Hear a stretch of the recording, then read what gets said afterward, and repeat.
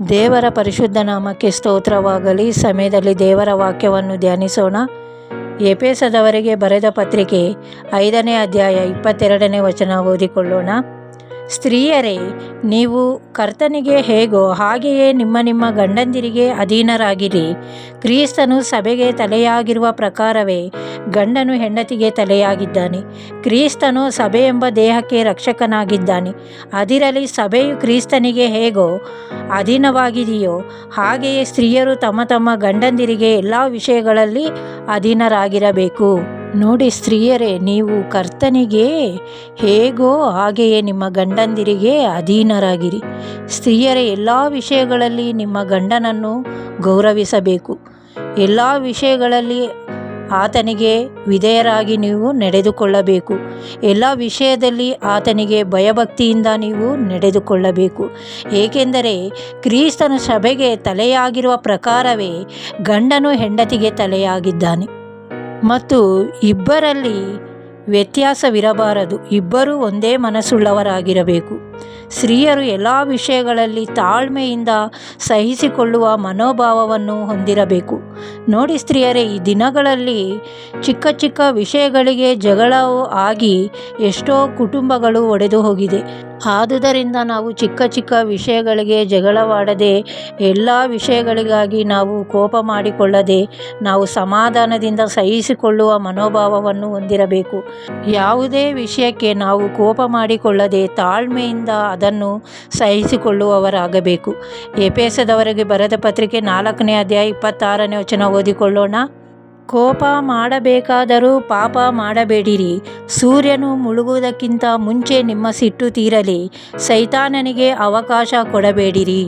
ಆದುದರಿಂದ ಸ್ತ್ರೀಯರೇ, ನಾವು ಪ್ರತಿಯೊಂದು ವಿಷಯಕ್ಕೆ ಸೈತಾನನಿಗೆ ಅವಕಾಶ ಕೊಡದ ಹಾಗೆ ಪ್ರತಿಯೊಂದು ವಿಷಯದಲ್ಲೂ ನಮ್ಮನ್ನು ನಾವು ಸಹಿಸಿಕೊಂಡು ಎಲ್ಲ ವಿಷಯದಲ್ಲೂ ನಿಮ್ಮ ಗಂಡಂದಿರಿಗೆ ಅಧೀನರಾಗಿ ಇದ್ದರೆ ಸಮಸ್ಯೆಯೂ ಇರುವುದಿಲ್ಲ. ಆದುದರಿಂದ ಪ್ರತಿಯೊಂದು ಕುಟುಂಬಗಳು ಸಮಾಧಾನದಿಂದ ಇರುತ್ತವೆ. ಆದುದರಿಂದ ಪ್ರತಿಯೊಬ್ಬ ಸ್ತ್ರೀಯರು ತಾಳ್ಮೆಯಿಂದ ಎಲ್ಲವನ್ನು ಸಹಿಸಿಕೊಂಡು ಹೋಗುವುದಕ್ಕೆ ನಾವು ಪ್ರಯತ್ನಿಸೋಣ.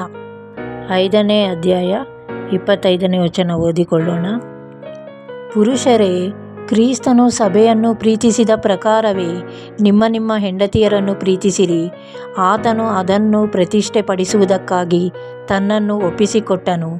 ಅದನ್ನು ಕಳಂಕ, ಸೊಕ್ಕು ಮುಂತಾದುದೊಂದು ಇಲ್ಲದ ಕನ್ನಿಕೆಯೋ ಎಂಬಂತೆ ಪರಿಶುದ್ಧವೂ ನಿರ್ದೋಷವೂ ಮಹಿಮೆಯುಳ್ಳದ್ದೂ ಆಗಿರುವ ಸಭೆಯನ್ನಾಗಿ ತನ್ನೆದುರಿನಲ್ಲಿ ನಿಲ್ಲಿಸಿಕೊಳ್ಳಬೇಕೆಂದು ವಾಕ್ಯೋಪದೇಶ ಸಹಿತವಾದ ಜಲಸ್ನಾನವನ್ನು ಮಾಡಿಸಿ ಶುದ್ಧ ಮಾಡಿದನು. ಹಾಗೆಯೇ ಪುರುಷರು ಸಹ ಸ್ವಂತ ಶರೀರವನ್ನು ಪ್ರೀತಿಸಿಕೊಳ್ಳುವ ಪ್ರಕಾರವೇ ತಮ್ಮ ಹೆಂಡತಿಯರನ್ನು ಪ್ರೀತಿಸುವ ಹಂಗಿನಲ್ಲಿದ್ದಾರೆ.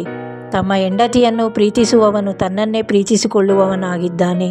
ಪುರುಷರೇ, ಕ್ರಿಸ್ತನು ಸಭೆಯನ್ನು ಪ್ರೀತಿಸಿದ ಪ್ರಕಾರವೇ ನಿಮ್ಮ ನಿಮ್ಮ ಹೆಂಡತಿಯರನ್ನು ಪ್ರೀತಿಸಿರಿ. ಪುರುಷರೇ, ನಿಮ್ಮ ಹೆಂಡತಿಯರು ಬಲಹೀನರೆಂದು ತಿಳಿದು ಅವರನ್ನು ಪ್ರೀತಿಸಬೇಕು. ನಿಮ್ಮ ಸ್ವಂತ ಶರೀರಗಳನ್ನು ಪ್ರೀತಿಸುವ ಪ್ರಕಾರವೇ ನಿಮ್ಮ ಹೆಂಡತಿಯರನ್ನು ಪ್ರೀತಿಸಬೇಕು. ಪ್ರತಿಯೊಂದು ವಿಷಯದಲ್ಲೂ ನಿಮ್ಮ ಹೆಂಡತಿಯರನ್ನು ನೀವು ಸಮಾಧಾನಪಡಿಸಬೇಕು. ಪುರುಷರೇ, ನಿಮ್ಮ ಸ್ವಂತ ಶರೀರಗಳನ್ನು ಪ್ರೀತಿಸುವ ಹಾಗೆ, ನಿಮ್ಮ ಸ್ವಂತ ಶರೀರವನ್ನು ಪೋಷಿಸುವ ಹಾಗೆ ನಿಮ್ಮ ಹೆಂಡತಿಯರನ್ನು, ಸ್ತ್ರೀಯರನ್ನು ಪ್ರೀತಿಸಬೇಕು. ಪ್ರತಿಯೊಂದು ವಿಷಯದಲ್ಲೂ ಅವರಿಗೆ ಸಮಾಧಾನಪಡಿಸಬೇಕು. ಯಾಕೋಬ 4:7 ಓದಿಕೊಳ್ಳೋಣ.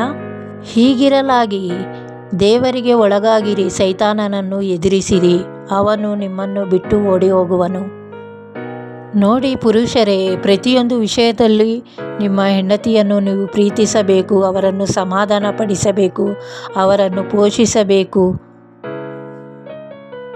ಎಲ್ಲ ಸ್ತ್ರೀಯರು ಅವರ ಗಂಡಂದಿರನ್ನು ಗೌರವಿಸಬೇಕು. ಎಲ್ಲ ಪುರುಷರು ಅವರ ಹೆಂಡತಿಯರನ್ನು ಗೌರವಿಸಬೇಕು.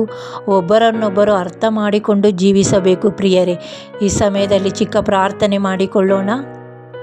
ಸ್ತೋತ್ರ ಸ್ತೋತ್ರ ಪರಿಶುದ್ಧಾತ್ಮನೇ ಸ್ತೋತ್ರ. ಹೌದು ಕರ್ತನೆ, ಈ ಸಮಯದಲ್ಲಿ ವಾಕ್ಯದ ಮುಖಾಂತರ ನೀನು ಮಾತನಾಡಿದ್ದಕ್ಕಾಗಿ ಸ್ತೋತ್ರ. ಹೌದು ಕರ್ತನೆ, ಗಂಡಂದಿರು ಹೆಂಡತಿಯರನ್ನು ಪ್ರೀತಿಸುವಂತೆ ಸಹಾಯ ಮಾಡು. ಹೆಂಡತಿಯವರು ಗಂಡಂದಿರಿಗೆ ಮರ್ಯಾದೆ ಕೊಡುವಂತೆ, ಗೌರವಿಸುವಂತೆ ಒಬ್ಬೊಬ್ಬರನ್ನು ಬಲಪಡಿಸು. ಎಷ್ಟೋ ಕುಟುಂಬಗಳು ಒಡೆದು ಹೋಗಿವೆ ಕರ್ತನೆ. ಅಂಥ ಒಂದೊಂದು ಕುಟುಂಬಗಳನ್ನು ಈ ಸಮಯದಲ್ಲಿ ನೀನು ಕಟ್ಟುವಂಥ ದೇವರಾಗಿದ್ದೆ ಕರ್ತನೆ. ಪ್ರಪಂಚದಲ್ಲಿರುವ ಒಂದೊಂದು ಕುಟುಂಬಗಳನ್ನು ದರ್ಶಿಸಿ ಕಾರ್ಯವನ್ನು ಮಾಡು. ಒಡೆದು ಹೋಗಿರುವಂಥ ಒಂದೊಂದು ಕುಟುಂಬಗಳನ್ನು ಈ ಸಮಯದಲ್ಲಿ ನೀನು ಕಟ್ಟಿದೆಯಪ್ಪ. ಅದಕ್ಕಾಗಿ ನೀನು ಕೋಟ್ಯಾನು ಕೋಟಿ ಸ್ತೋತ್ರಪ್ಪ. ಪ್ರಪಂಚದಲ್ಲಿರುವ ಎಲ್ಲರನ್ನು ದರ್ಶಿಸಿ ಕಾರ್ಯವನ್ನು ಮಾಡು ಕರ್ತನೆ. ಈ ಚಿಕ್ಕ ಪ್ರಾರ್ಥನೆ ಯೇಸುವಿನ ಪರಿಶುದ್ಧ ದಿವ್ಯನಾಮದಲ್ಲಿ ಬೇಡಿ ಹೊಂದಿದ್ದೇನೆ ತಂದೆಯೇ, ಆಮೇನ್.